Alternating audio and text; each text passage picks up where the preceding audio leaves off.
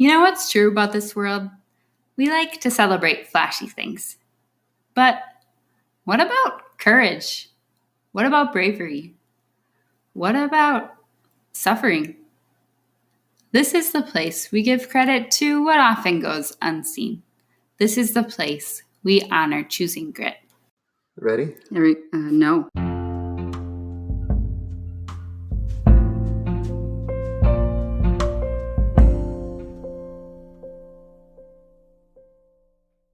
Hey everybody, welcome to I Choose Grit. So excited for you all to hear this sweet conversation I had with my guest Danielle Noth today about what it's been like for her to live with something called Williams syndrome. Danielle is my boss's sister, and I've known her for about 4 years, but I've especially gotten to know her well since just over 2 years ago when I started working with her family while finishing grad school. This is officially the first episode that has made me choke up a bit while editing it because there are a few things Danielle touches on that I did not fully recognize the magnitude of while having the conversation with her. Number one, almost immediately you'll hear Danielle mention her desire for home. In many ways, you'll hear her explain that she's referring to being with her family, but I think she's touching on something a bit more universal than that.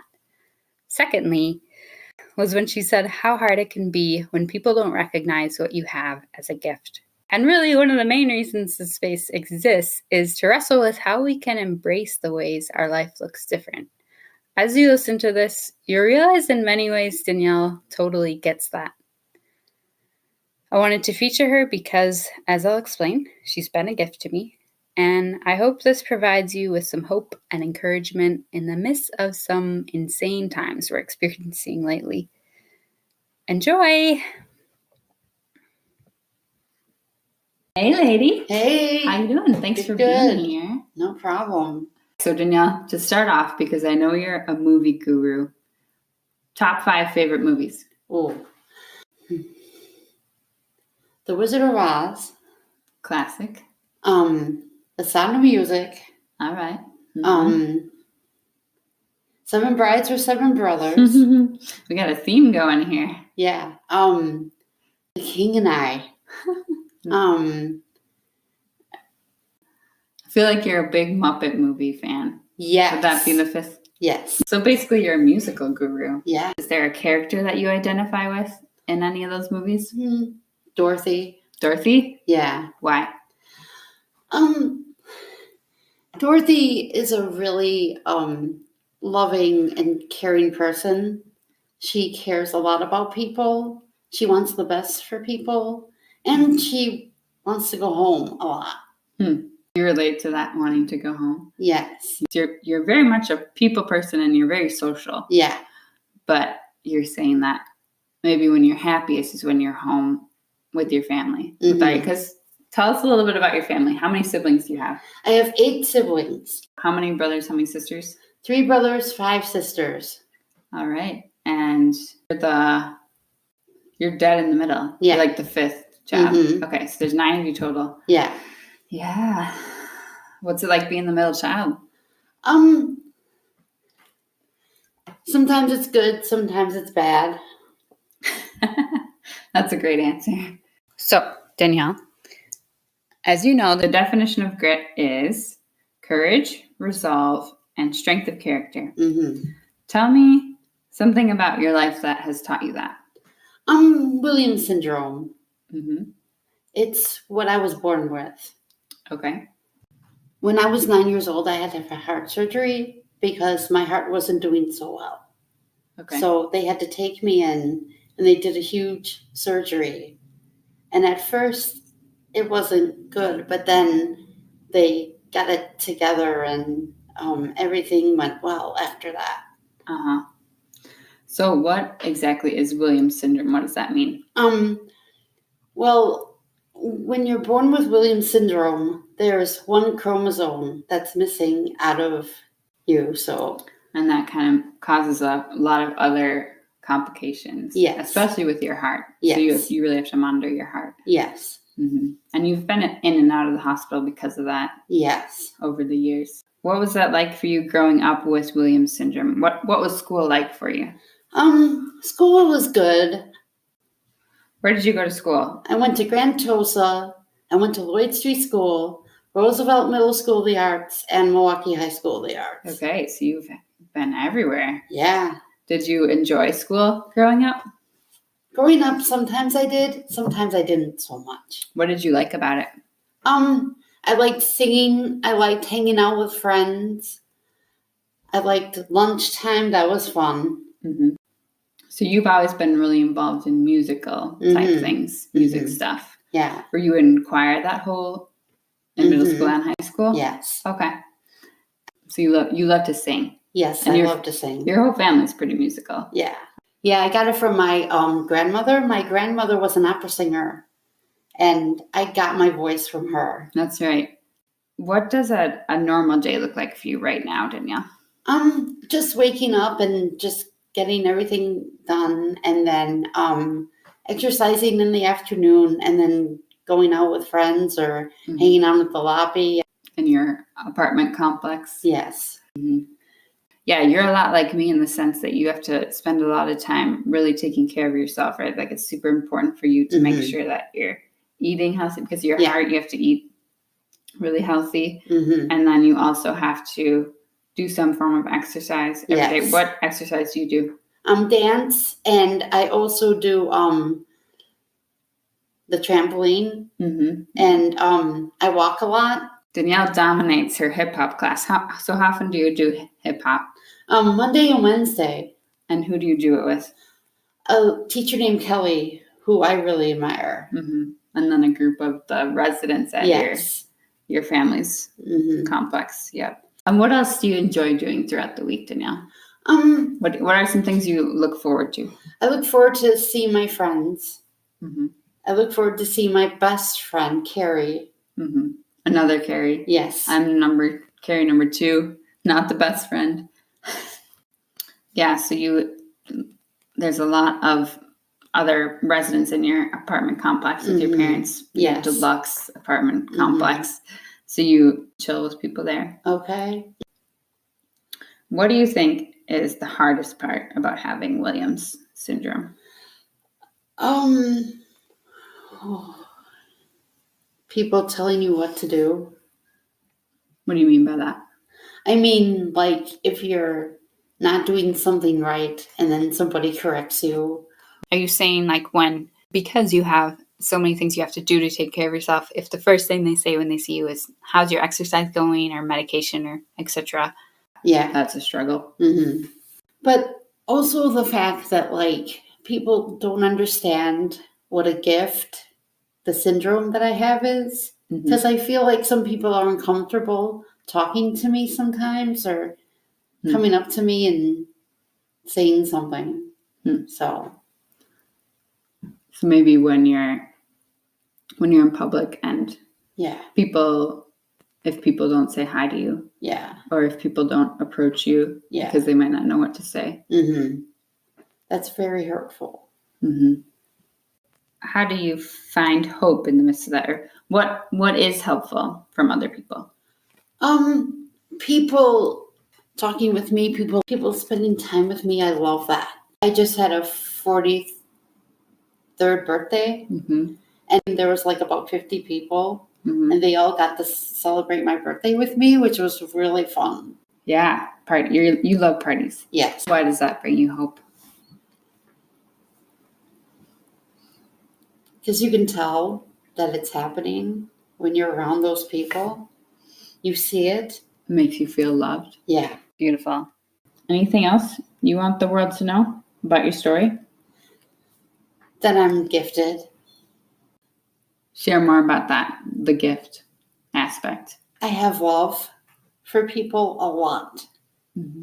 And I know that sometimes it's like, why does she love me or like me or whatever? It's just the way I am.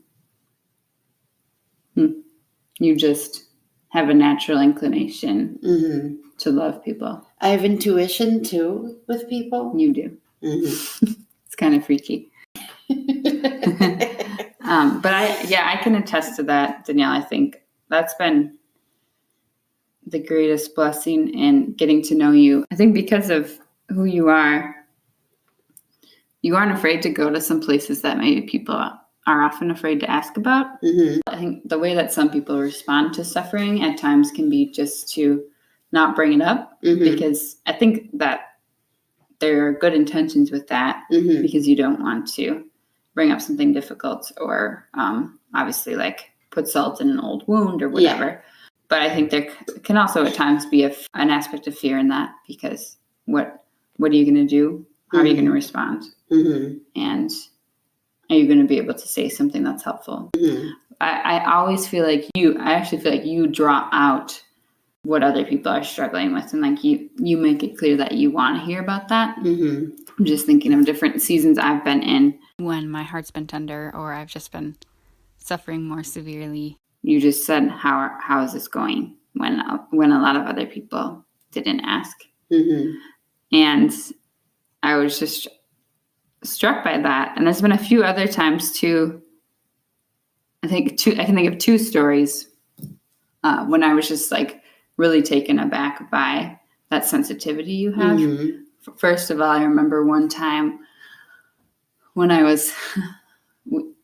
while I was at the food pantry working, I think Vin had shared with you that like I was particularly in a particularly rough place with my health, and it was the summer when I had gone to the hospital a lot. And you just said,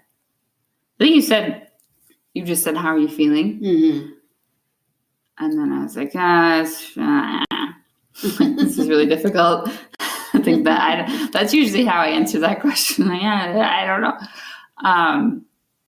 And then you said, yeah, what I have is really hard too. And I didn't feel like in that moment, I didn't feel like it was like when some people say that, it's like a minimizing kind of like what I'm going through, like, oh, I have hard things too. But like the spirit at that time, the spirit you were sharing it from was like, I'm with you. And I truly did feel like you understood part of what I was going through. Another weird time you're just freakishly sensitive was at I don't know if you remember the Christmas party this year at the Mission House. When you were there, and I had a really, really bad migraine, but I also really, really wanted to be with everybody and see everyone. So I was there for like half an hour, and then it was clear that I just needed to leave, but I didn't want to leave. And I didn't tell anybody that I wasn't feeling well, and I didn't tell you that I wasn't feeling well, but you just like turned to me when I was eating dinner, and you said, how are you feeling? And I was like, and then you were like, I can tell. And I was like, what the? And my pride was like, shoot. But then I really did realize that I was pushing it and I needed to go. And then you were like, yeah, you do. So yeah, just a lot of people don't have that sensitivity and that don't have that awareness to suffering that you do. And I think that is a really huge gift. Obviously, it's not healthy to wallow in the pain or just go there for the sake of self-pity. But there is so much power in sharing that. And I think that's what genuinely makes it refreshing to me to spend time with you, because I don't feel like I have to be guarded in any way. Even if I am at the point in a place where I don't feel like talking, I feel like I can be that way with you, and you're not freaked out. Yeah. Well, it's funny because sometimes when I'm around people, it's like they think that I don't know what I really know what's going on. Sometimes they're like, oh, you don't know what's going on with me. And then it's like, yes, I do. I just don't say it. But yeah, it's like, watch out. That's a huge blessing, though, I think, to your family and your parents. And that's why everybody loves you at your apartment complex, I think, this year. Because a lot of times we hold on to our accomplishments or our success. We define ourselves by that, and like we ignore weakness. And you are not like that. There's one word I really hate, and that's the word weird. Why so? Because I don't want people to think that I am. I want people to think that I'm funny, not weird or strange. I just want people to think I'm funny when I really try to be. Me too.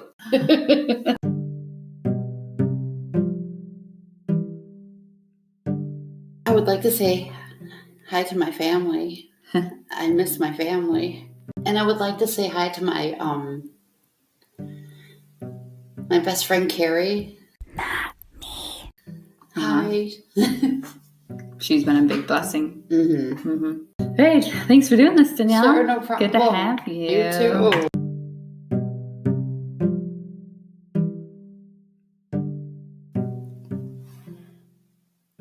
Thanks so much, everybody, for listening. As always, if you want to know more about me, what this space is about, first of all, you can go back and listen to the very first episode of this podcast, the trailer mini-sode called The Story of Carrie. You can also follow me on Instagram at I Choose Grit, which I try to connect closely with my blog, ichoosegrit.com, and my Facebook page, pretty much anywhere under I Choose Grit.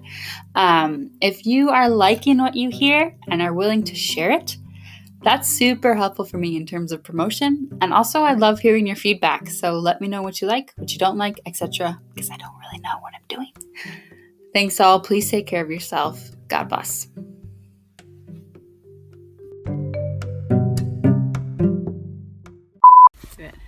This fruit for the skirt for the hamburger.